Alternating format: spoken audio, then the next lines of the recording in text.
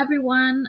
We're back with our focused session, going the extra mile with your cybersecurity career, and we have John McNicholas as a speaker.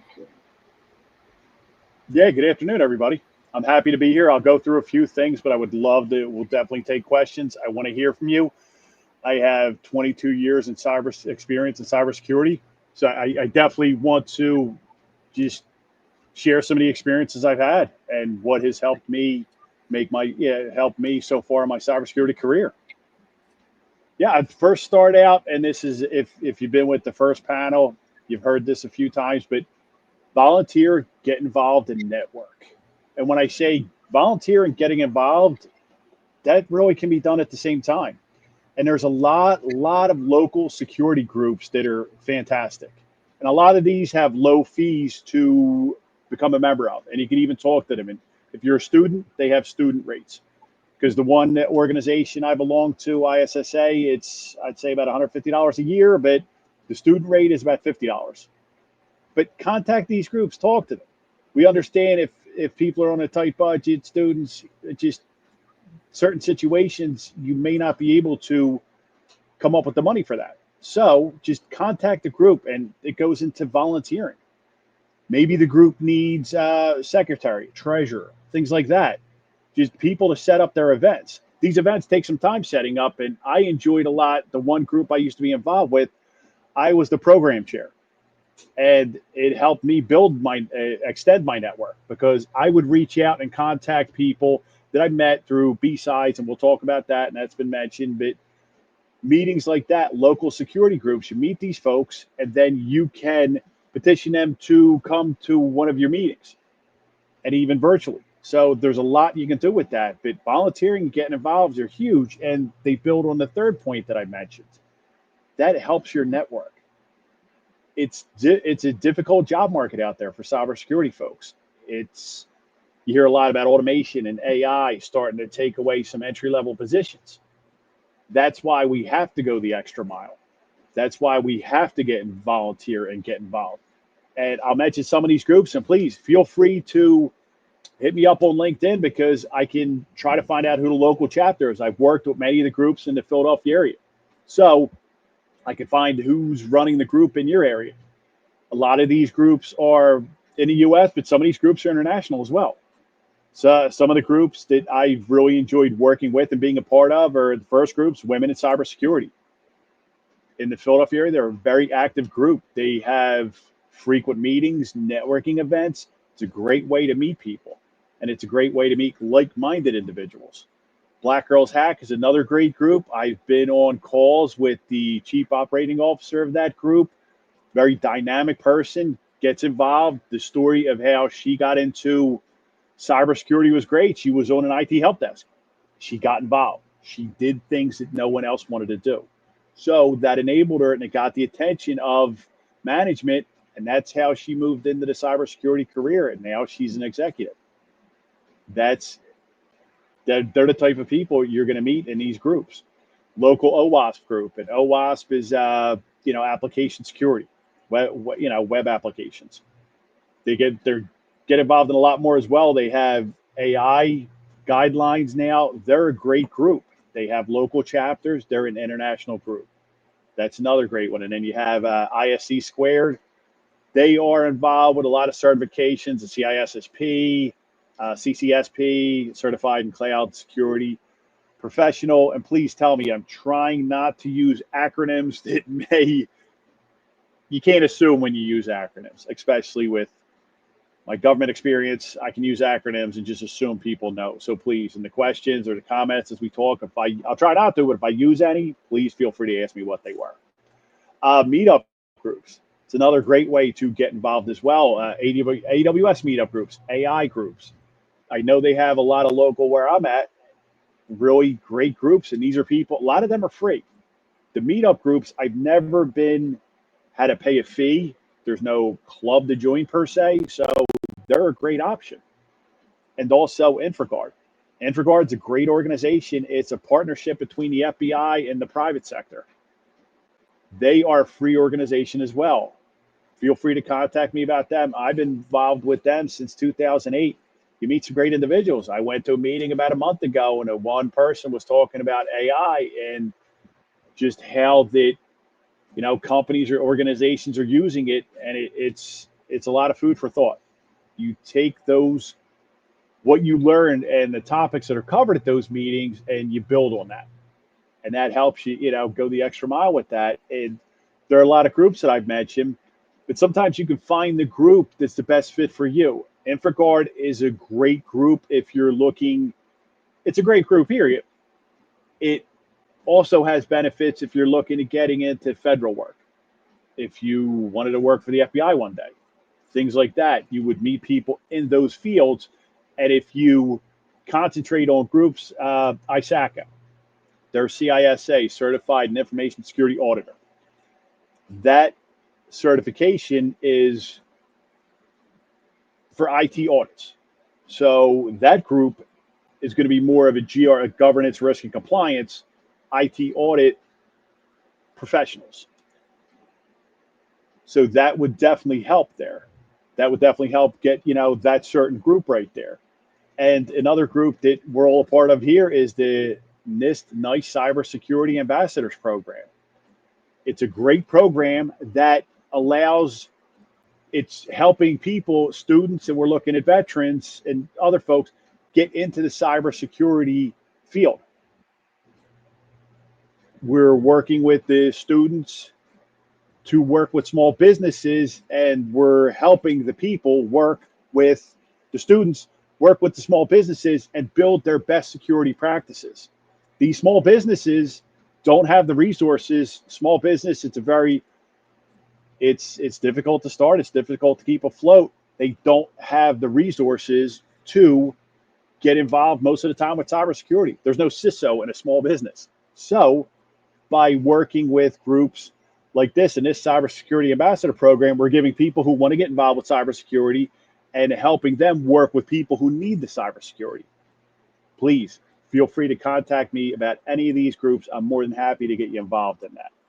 And if you are with an organization now, say you're working in project management, say you're working in just traditional IT, with any of them, if you want to get involved with cybersecurity, try to build your skills yourself. Your career is your own responsibility. And the reason I say that is I've worked with some folks before that would say, I don't want to go to that training, or I don't feel like learning that, or that's not my job. That's a difficult attitude to have when you're looking to get into a dynamic field such as cybersecurity.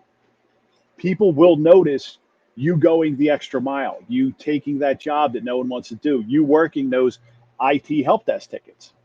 And I know just working with the customers, going the extra mile with the customers, that will be noticed. I know sometimes it may not feel like that, but in my career, it has been. Has it been noticed all the time? No.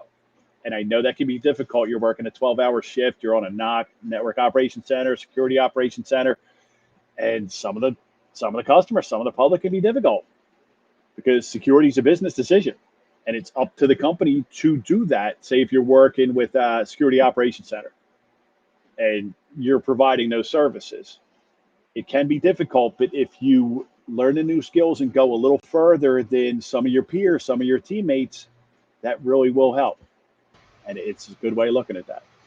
John, this is amazing. Love it. And the chat is just so many questions. So we're going to go lightning round. We got lots of questions to go. So I'm going to just pop them on the screen here, and then Francesca and I will trade off on asking them. So question, many companies expect real world experience, even for entry-level roles. What's your advice for closing that gap while still in school? That's a great question. And you know what's unfortunate? I will say, and I am not a pessimist, but I will say today, you'll see entry-level positions looking for 7 years of experience. That's not entry level.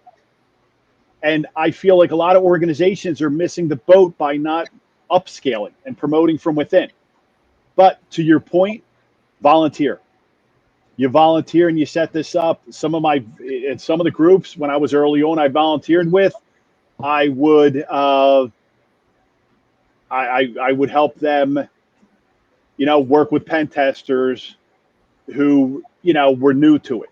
Like once you start meeting people and you volunteer, maybe you volunteer with, an OWASP group and you do some work pro bono. And what I mean by that, I'm going to work with the NIST program and work with these small organizations, these small businesses, and take my governance, risk, and compliance experience and help them improve their security posture. So it's closing. And I want to stick to the question. Real world experience doesn't have to be a current or a previous job. Real world experience could be you got to make sure you got to make sure you do it on a budget, but you stand up some AWS instances. You go in there and you can do it real cheap, only have them running when you need it, only have them running exactly when you're working on it, but you try to get the hands-on experience that way and just try to do the work pro bono. I would recommend, honestly, getting involved in those groups, because you get involved with those groups, you meet people saying, hey, we're helping do a security audit for a local church group. They don't have the resources, but one of the other church groups that they deal with got hacked or was in a ransomware. And it doesn't, with the technical experience can be a little more difficult to get that experience, but take your security best practices and you apply them, you learn them, you hone them. Just by talking to groups and working with those, volunteer opportunities, just to be careful with, your email, just to not click on links. Like, you'll get a spam event. It's a shame. It's a lot of older folks, it seems, that they try to target there, because I've had,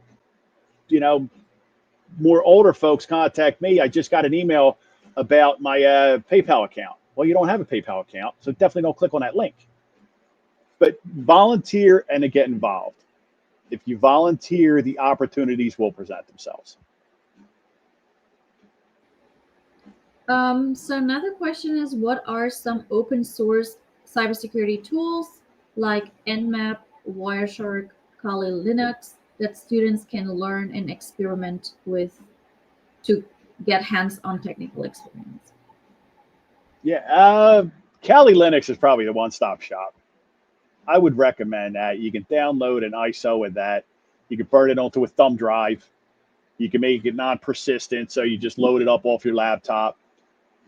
And you can also use YouTube videos to do safe training exercise with it. Please, I've worked with folks and known folks before that they started scanning their the local city offices. Don't do that. Please make sure you're in a secure playground, and that's where you set up open box. Yeah, set up some VMs. You kind of go doing that where you have 3 VMs going, and then you use Nmap to scan them. Get the best security learn the best security practices and apply that to those tools. I think Kali Linux is really the way to go. Kali Linux is the way to go. But there's a lot of free versions of software you can use. Nessus, I think the most popular vulnerability scanner, you can use that in a personal license for a few days, a week or so. You get that, you set it up, and just go through the steps, familiarize yourself with the tool. The Kali Linux, I think that's the best, but get involved in the local B-sides. You start working with those folks, and if the B-sides say it's $100, volunteer at the local B-sides. And you start meeting these folks where most cybersecurity folks are always eager to help because they remember when they got into the field. Next question. What's the extra mile in learning documentation? How do you document workflow in your work, and what software do you use? That's a great question. No one ever brings up documentation. I love that there's a question on it. Documentation is so important. It's so difficult. It's so time consuming. That's why AI, I know it's got its negatives with security. You just have to be careful with data you're loading in there. It's now training data because you're the product. You really are with AI. I mean, as long as you use it smartly, and I'm always looking for a good way. I'm looking to set myself up in Amazon so I can make it private, so I can load my personal information there, but no, it's not going anywhere. But the extra mile in learning documentation, that's a great question. You have certain things like Jira and other tools like that are good for documentation. I don't know of a good open source free version of that. What I would do, just get in the habit of use AI to document your processes, and you put them in Google Docs.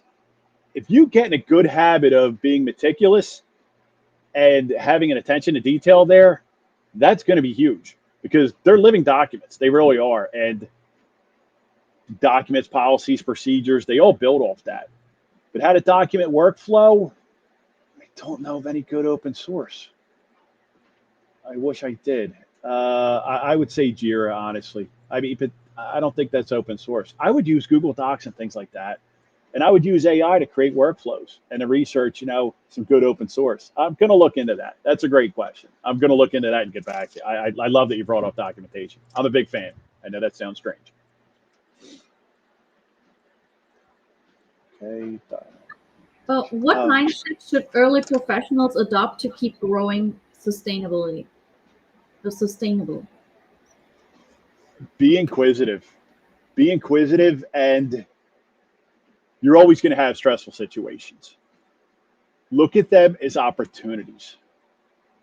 Because if you're in a situation like, well, we need this tool, but it's not working like this, or we need to get this done in this amount of time, look at it as an opportunity to further your professional knowledge and development, because you're always going to run into them. But if you see it as an opportunity to learn, as opposed to being backed in a corner, or management doesn't understand, or my boss is this or that, if you use it as an opportunity to learn, and I try to take that attitude in life as well, because there's always so many difficult things, and it's more with less. You're not going to, especially in the field today, you're not getting more people to help you. Honestly, they're using, and I love AI, I love automation, things like that. But look at it as an opportunity to build yourself professionally, and it'll work out. If you keep moving forward with that, that'll be great. Okay, so continuing on with that, as a fresher with no experience in cybersecurity yet, how to land a job in cybersecurity? It's volunteer and get involved in a local community, and that'll help you build your network. Once you start to build your network and build your knowledge as well, it's amazing today. YouTube, Discord, Twitter, X. It's the amount of information you can learn free. And there are stuff like Udemy, Coursera. I love them as well. But just, events such as this, you're learning. This is networking. Just please feel free to reach out to me, because I want to help those coming up, like I was. And also, this brings look into getting a mentor. Looking at, once you get involved in these groups, and you're working with these groups, and you're helping them set up the event, you're setting up the chairs, you're cleaning the table, things like that, mundane tasks like that, that after a few meetings are going to go, so-and-so was really helpful. So-and-so helped us with this. After a certain amount of time, you might be able to get on the board. And then once you get on the board, you start to build the network, and the vendors that come to the meetings, the other folks that come to the meetings, you'll start to build that network. And as you learn yourself, and look in this, Security Plus is a great certification. That is one of the first certs. And ISC Squared has the competence in cybersecurity. It's called CC. I'm not 100% sure what that acronym means, but it's free. And I say free with the silly little quotes. I think it costs you $50 after you pass the test to become a part of ISC Squared. But that CC certification is a great way to move forward. That, with your personal learning and getting involved in networking and volunteering, that's, I think, the best way, because it is tough in this landscape right now. But volunteering and building it.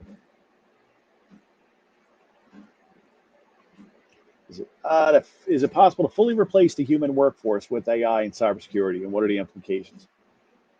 I don't think anytime soon.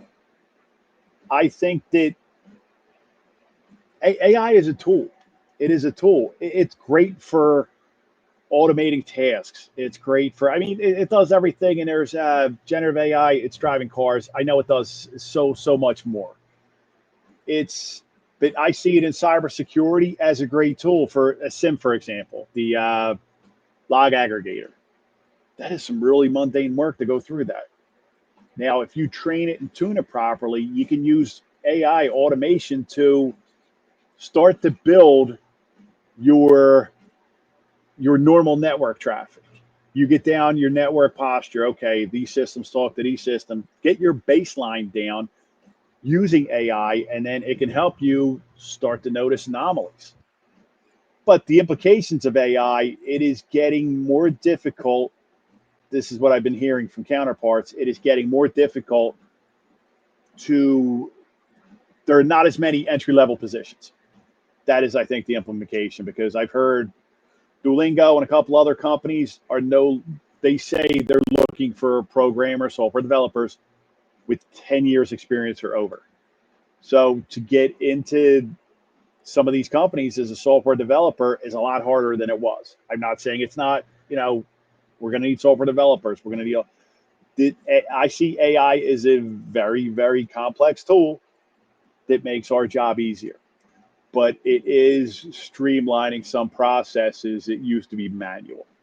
And we have to go the extra mile. We have to network. We have to get involved. We have to learn the next thing. We have to learn how to use AI effectively to make our local to be more efficient for the organization. What are some real-world cybersecurity threats you think students should start studying and simulating now? Cybersecurity threats that I would start studying, honestly, is the advanced persistent threats. They're the first thing that comes to my mind, like these nation-state actors, Salt Typhoon, things like that. The group that's supposedly coming supported by the the Chinese government. It's amazing how they're going about it, and if you learn the processes, or if you study how those advanced persistent threat actors got into the network, how they went through the network, how they built on their presence in the network. If you learn how they went about it and then learn the best practices, it could have kept them out. Salt Typhoon, it hit a lot of organizations, some telecom, and there's still probably a lot in the United States that don't even know they're involved with it. They exploited software on, I think it was Cisco devices, that in 2021, 2022, that vulnerabilities that were patched on 2018. Best practices would have said within 30 days, a critical exploit should be patched. So if you start to become involved with the cybersecurity news, with the blogs, with the podcasts are a great way to stay current and start to learn what's going on in the cybersecurity. There's a podcast called Security Now with Steve Gibson. It's one of my go-to. I listen to it at least once a week. There's cybersecurity headlines that goes over the daily things that are happening. And if you learn what's going on, then you learn, okay, this was hacked. They did this. They, the code, the malicious code just sat in the memory. So if you restarted your phone, it was helping out, things like that. Like if you learn what the best hacking groups, those APTs, are doing, you could start learning the best practices and learning how would I have defended against that? What would I have done if I was in that organization? What should they have done to prevent that?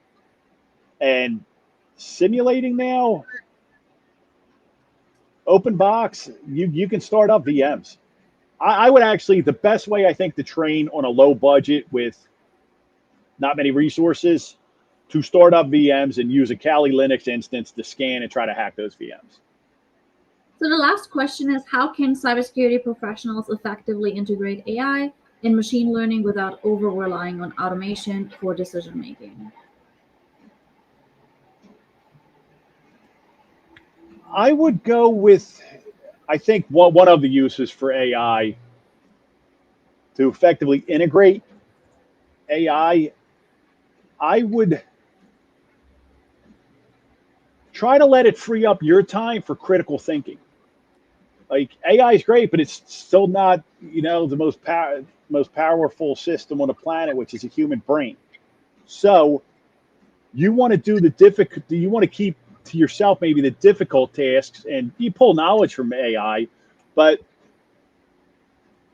like the true innovation, most of that's being done by the humans, because as complicated and as ingenious as a AI, a learning language model, is, it's only going from information that it learned. That's really, it's not coming up with anything new. I know sometimes it's taking the information and building on it. I know it can, but true innovation is being done by humans.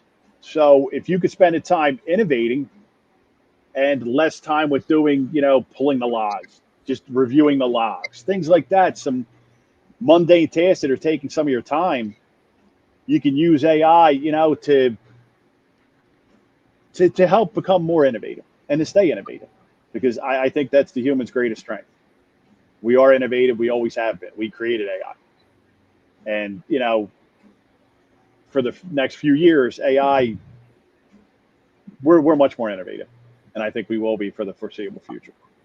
Thank you so much, John, for being part of this panel. We're going to go to the next panel now with Thomas. Thank you very much.